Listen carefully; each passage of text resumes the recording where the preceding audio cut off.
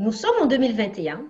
On pourrait croire que la femme est totalement émancipée des dictates de la famille, de la société, des religions, des pratiques de bonne conduite d'antan. Et pourtant, force est de constater qu'encore aujourd'hui, tout le monde a une idée de ce qu'on devrait être et faire en tant que femme ou en tant que mère.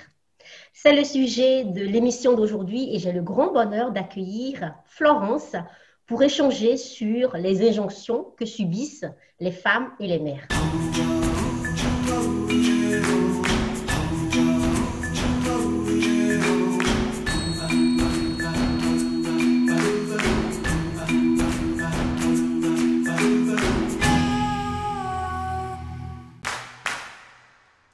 Bonjour Florence. Bonjour Madège. Je suis ravie de t'avoir dans l'émission Parentalité ancestrale.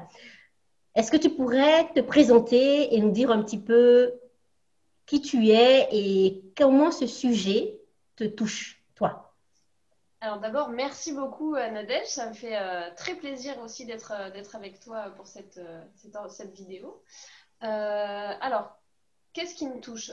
Déjà, j'ai mon expérience de femme, puisque quand on est, évidemment, on a une expérience de vie qui fait qu'on a plus ou moins d'expérience pour pouvoir expliquer, pour pouvoir en fait transmettre tout simplement ces expériences-là. Donc évidemment que tout le chemin d'une femme, en tout cas ce que moi j'ai pu vivre, c'est-à-dire la construction, donc en étant enfant, adolescente, femme, et puis du coup maman, puisque je suis maman d'un petit garçon de 5 ans.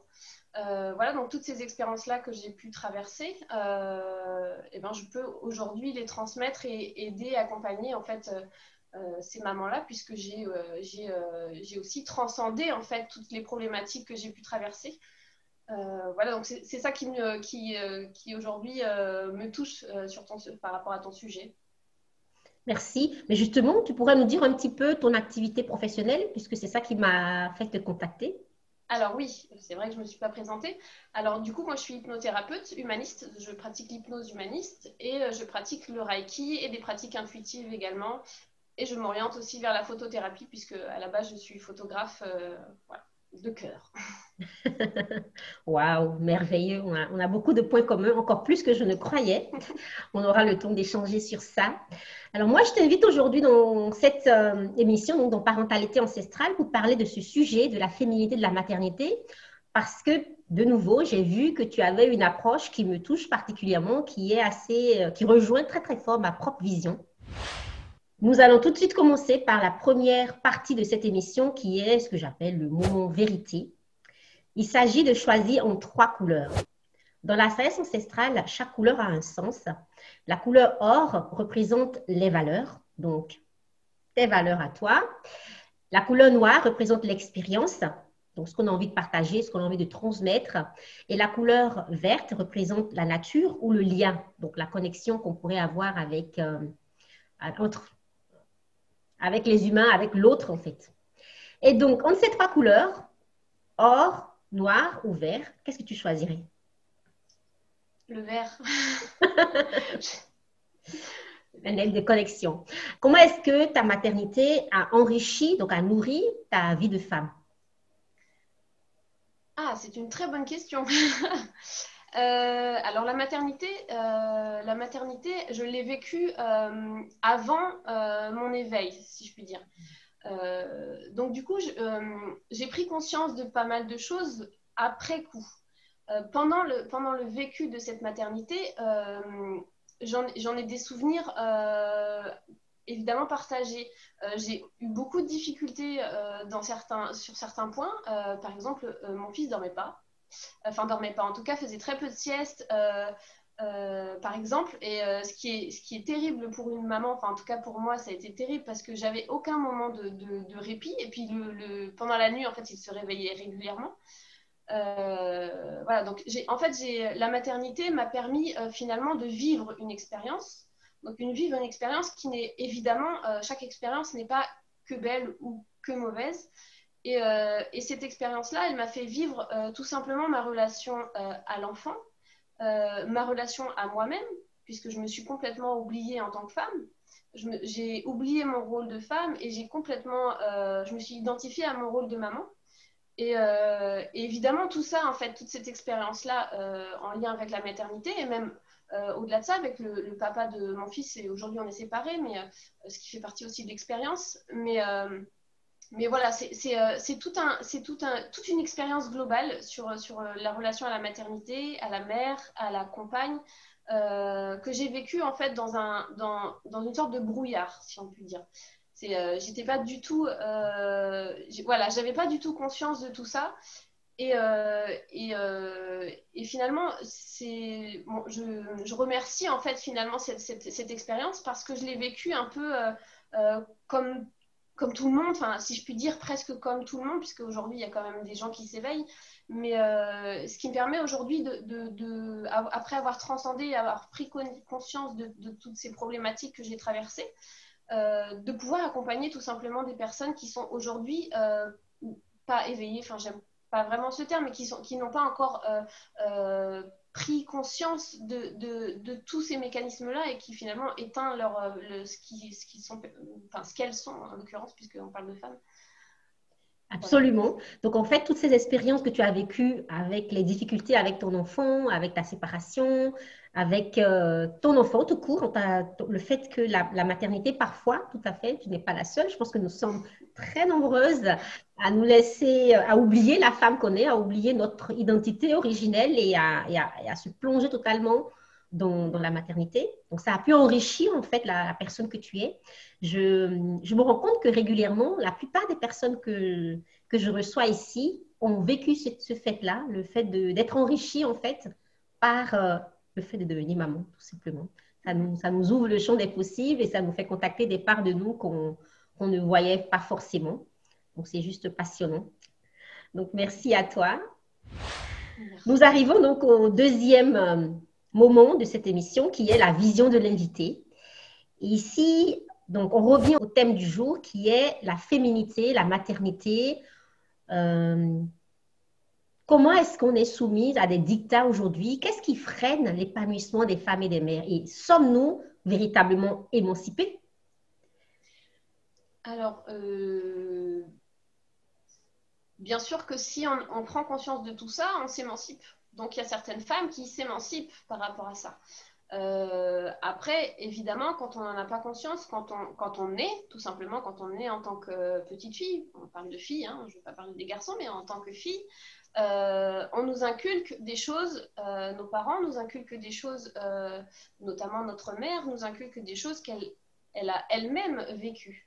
Ce qui fait que en fait, c'est des mémoires culturelles, des mémoires sociétales qui se transmettent en fait de génération en génération comme ça.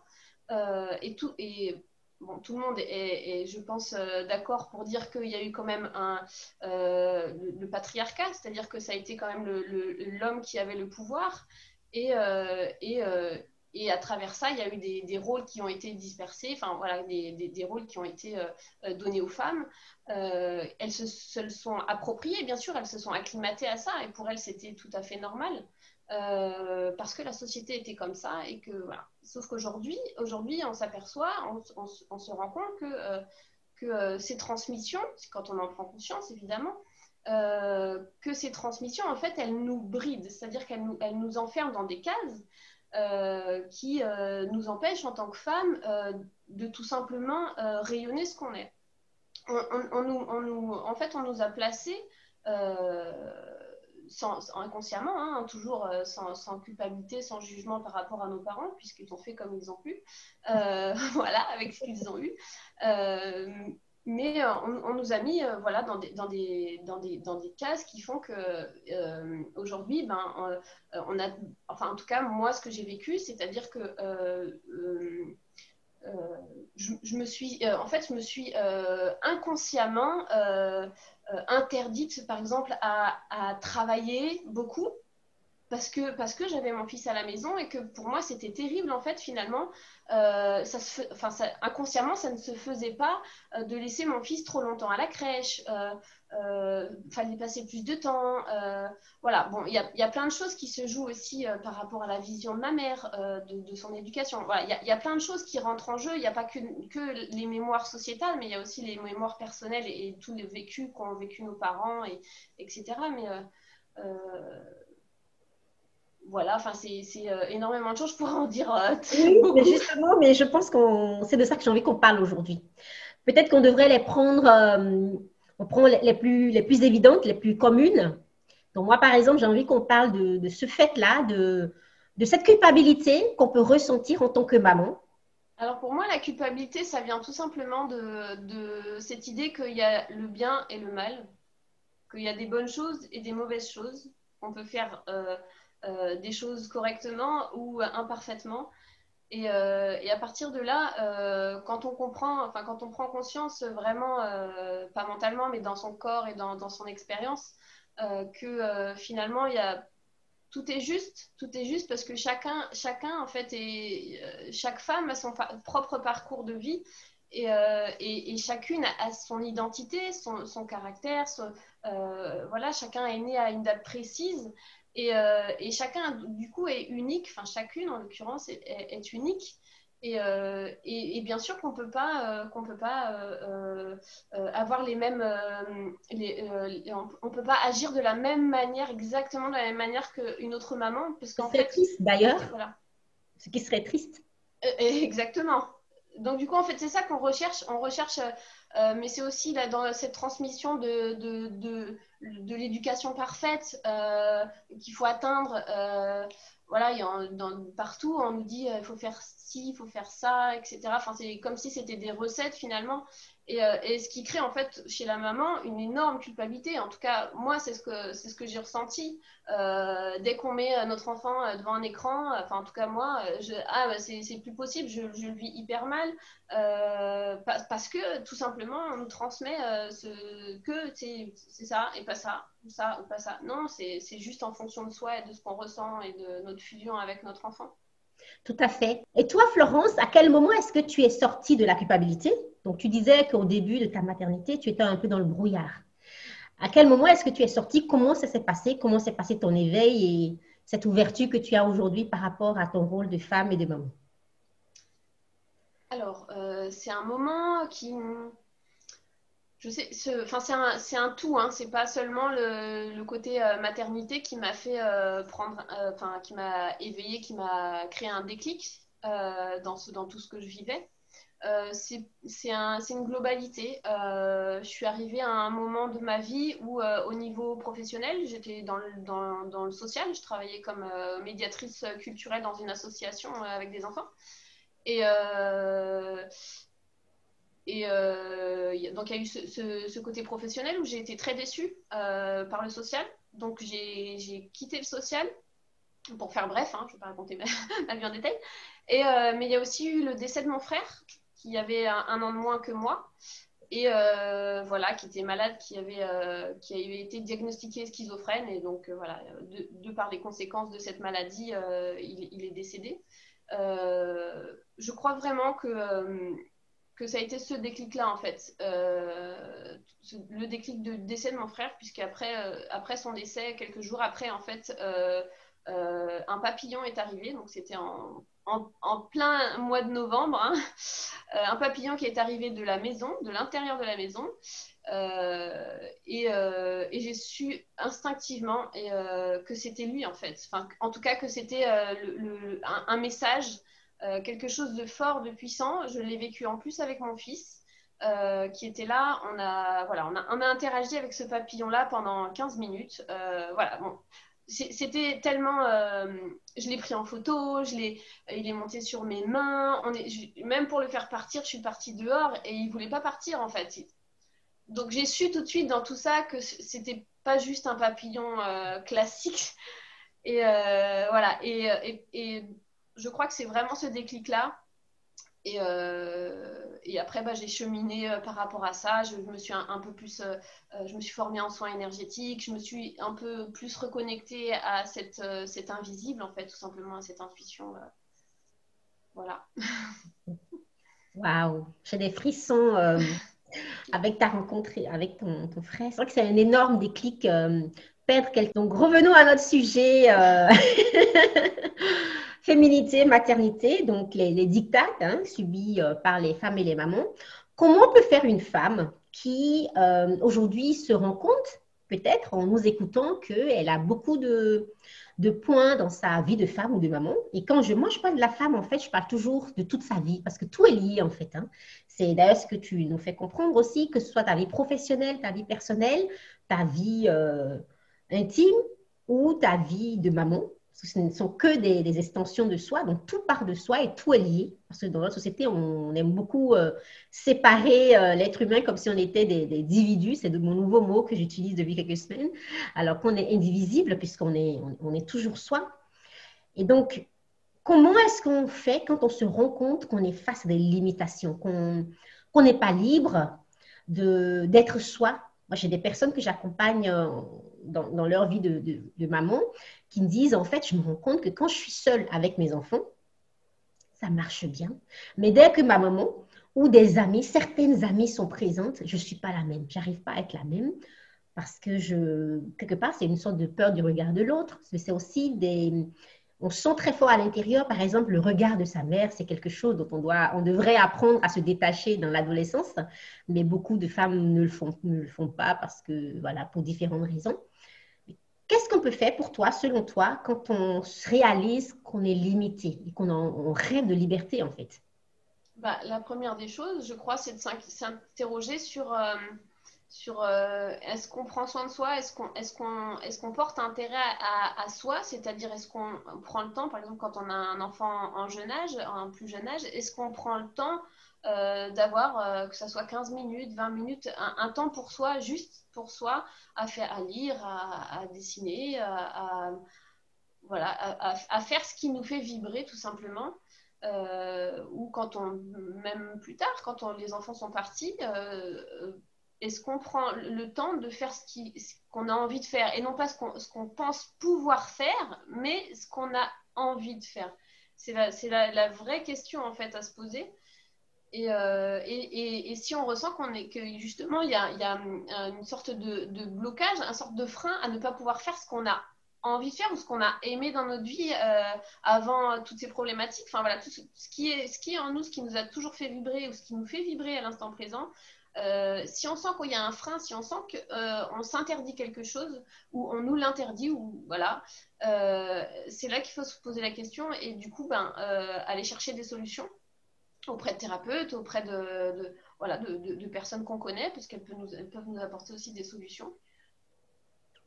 Absolument. Merci beaucoup. C'est vrai que le premier pas, c'est vraiment de prendre soin de soi.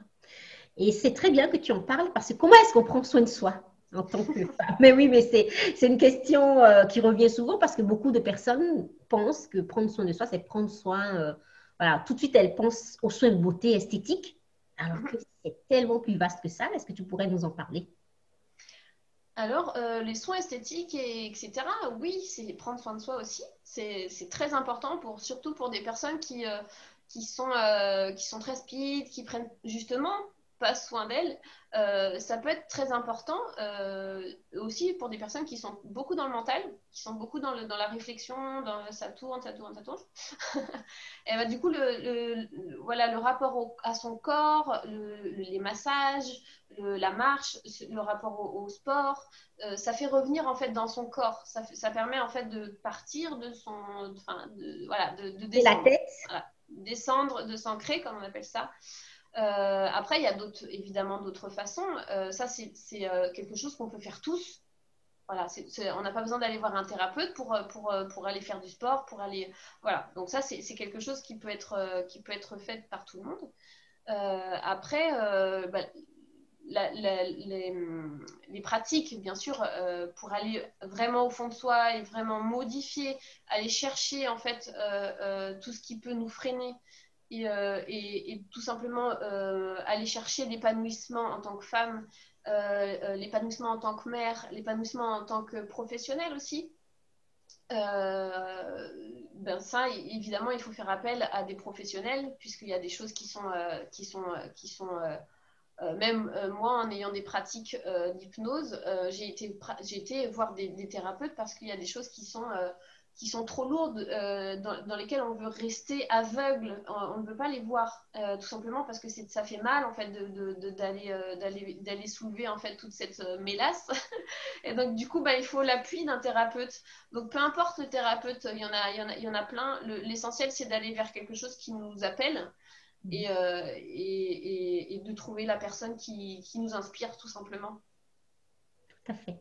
Merci beaucoup. Donc, c'est vraiment ça. Trouver, donc déjà prendre soin de soi, comme tu dis, hein, s'occuper de soi et prendre ce temps de pause pour soi, parce qu'on est parfois dans des vies qui sont des courses effrénées, on passe d'une activité à l'autre, on ne se pose pas assez souvent.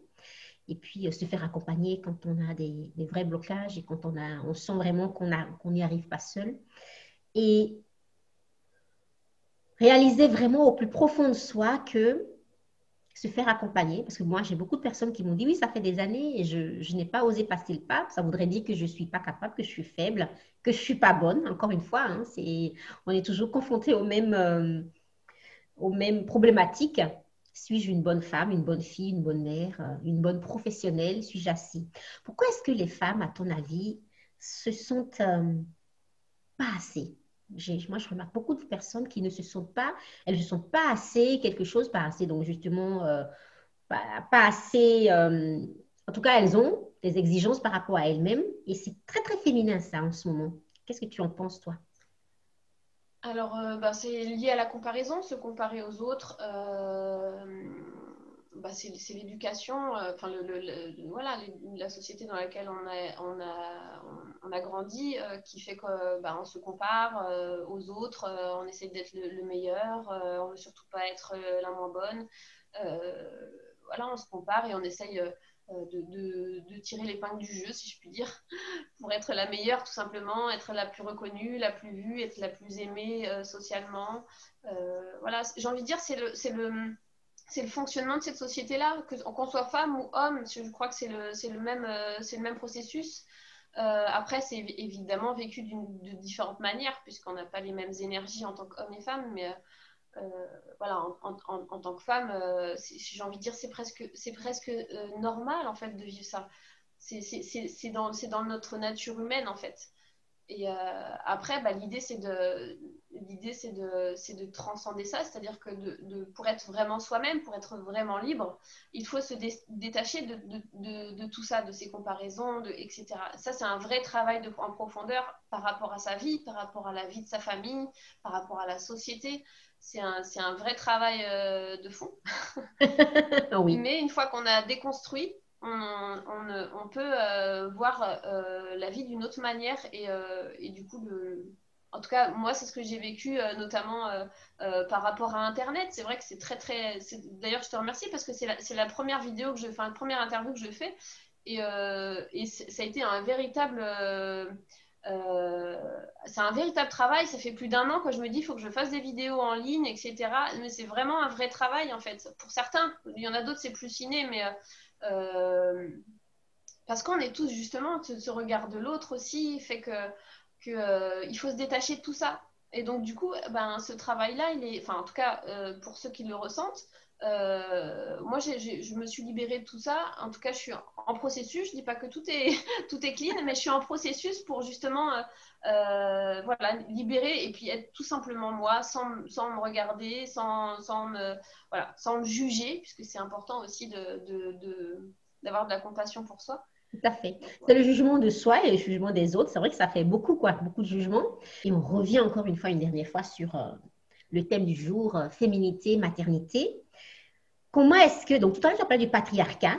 Peut-être que tu pourrais rapidement nous dire pour toi, c'est quoi le patriarcat? Comme ça, après, on dira comment on s'en détache. Alors moi, j'ai parlé du patriarcat, non pas par rapport au livre, parce que je n'ai pas du tout replongé dans ce genre de connaissances de livres. Je vais partager ce que j'ai vécu, moi, ce dont je me suis libérée. Donc, du coup, ce dont j'ai pris conscience par rapport à ce patriarcat, c'est que d'abord, j'ai pris conscience que les femmes, elles étaient là pour éduquer les enfants. Elles étaient là pour faire tourner la maison, pour prendre soin de toute la maison, c'est-à-dire des enfants, mais aussi de l'homme. Finalement, elles n'avaient pas forcément mot à dire. Finalement, elles étaient un peu là pour le bien de tout le monde. Donc, ce côté maternité, finalement, ce côté un peu enveloppant, mais sans pour autant avoir la parole et, en tant que femme, justement, en tant qu'identité autre que maman. Et voilà, grosso modo, enfin, c'est difficile pour moi de parler parce que des fois j'ai des images, j'ai des ressentis énergétiques, donc c'est compliqué de transmettre en fait ces idées-là, mais c'est-à-dire que la femme, elle était un peu aux ordres, voilà, sans jugement ou quoi, mais Je un peu vais aux juste ordres de l'homme. rappeler que c'est seulement en 1946, voilà, en tout cas dans les années 50, que la femme a eu le droit d'ouvrir un compte bancaire sans l'autorisation de son mari ou de son papa. Il n'y a pas longtemps, quoi. Bon, faut bien rappeler ça parce que parfois on s'en rend compte, mais non, s'il y a longtemps, les femmes sont libres. Non.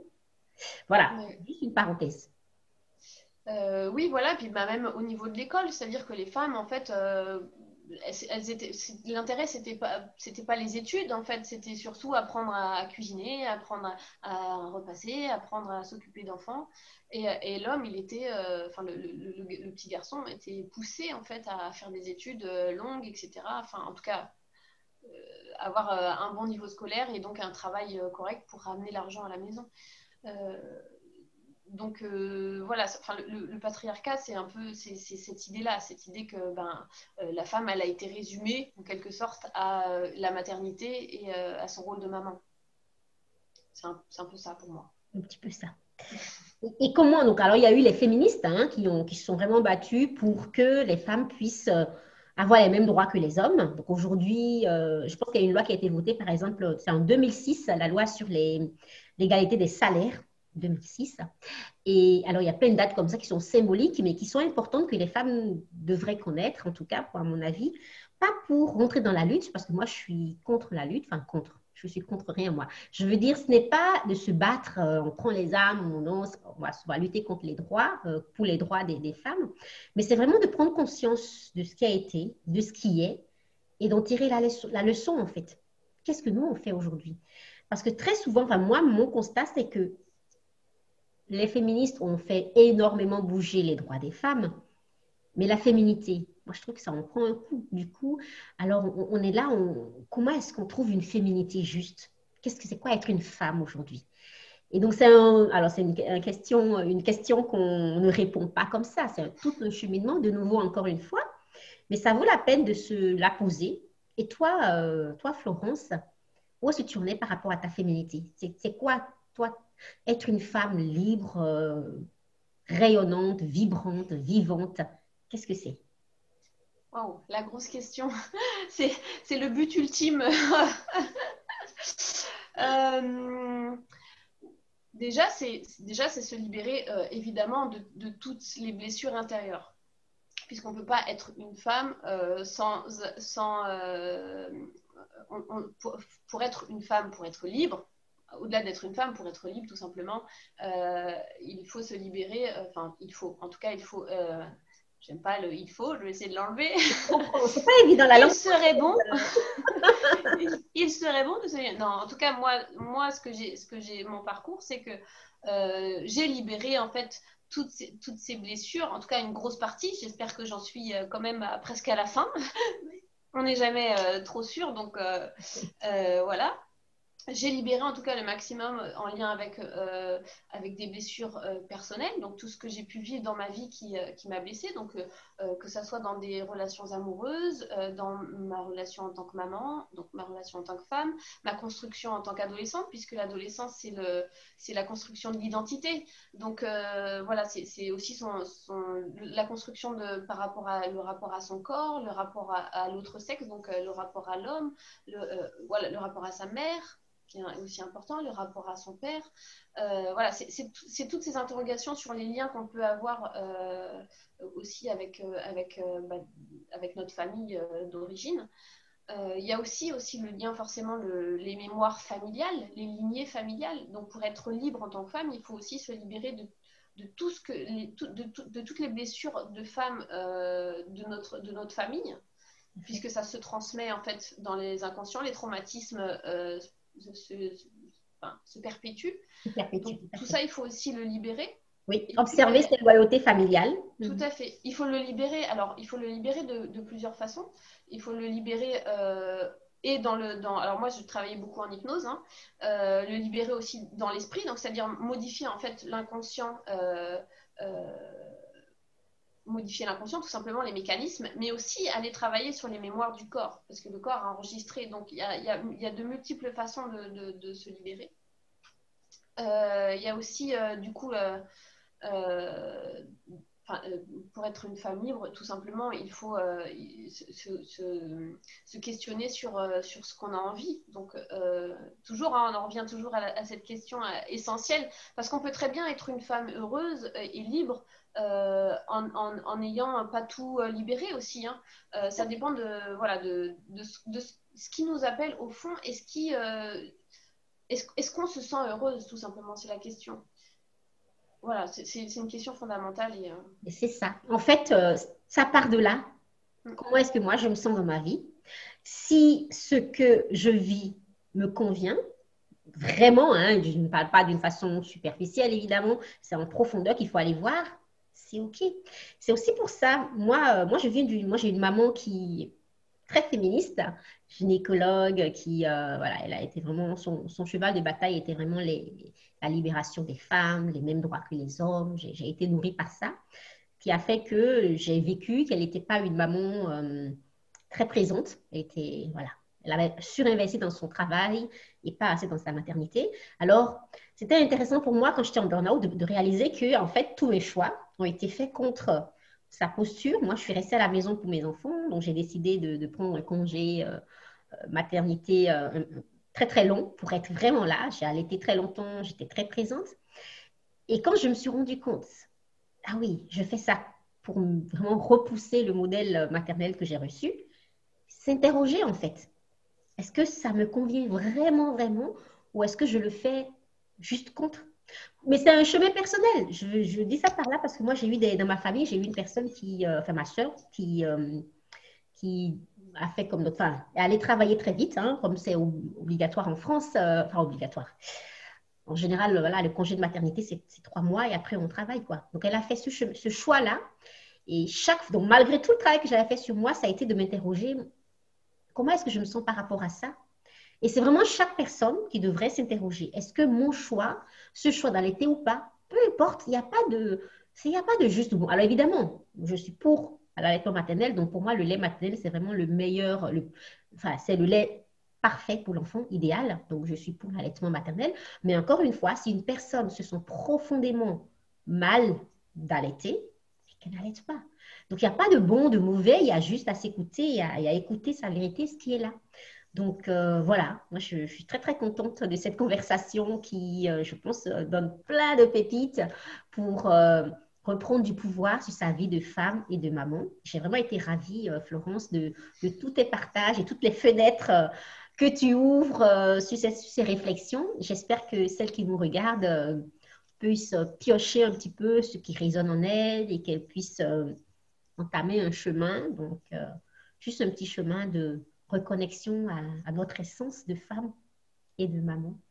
Est-ce que tu as un dernier mot, Florence, par rapport à ce sujet et à nos échanges? Quelque chose qui te tient à cœur de partager aux femmes qui nous regardent, ou aux pères aussi, hein, parce que normalement, l'émission est adressée aux parents en général, sauf qu'aujourd'hui, on a fait un petit zoom sur la féminité. Et j'espère même qu'il y a des papas qui nous regardent, parce que c'est intéressant aussi que des hommes prennent connaissance de ce que les femmes subissent, ont subi en tout cas depuis trop longtemps par rapport à leur vie de femme et de maman. Est-ce que j'aurais un dernier mot à transmettre? Je crois que je vais en revenir à cette question fondamentale. Osez-vous vous poser cette question? Est-ce que je suis bien dans ma vie? Est-ce que je suis bien dans mon travail, dans ma vie de famille, dans mon rapport à mon corps, dans mon rapport à moi-même, à l'autre, au monde, à mon image? Voilà, posez-vous cette question par rapport à vous-même. Et vous aurez certainement des réponses. C'est la question la plus importante au monde. Merci beaucoup, Florence. Merci à toi. Oui, j'ai vraiment été ravie de cet échange et je sais que il y a beaucoup de sujets qu'on peut aborder avec toi, donc je pense que je vais te réinviter si tu es Avec d'accord. plaisir. Merci et à très bientôt. Merci Nadège, à bientôt.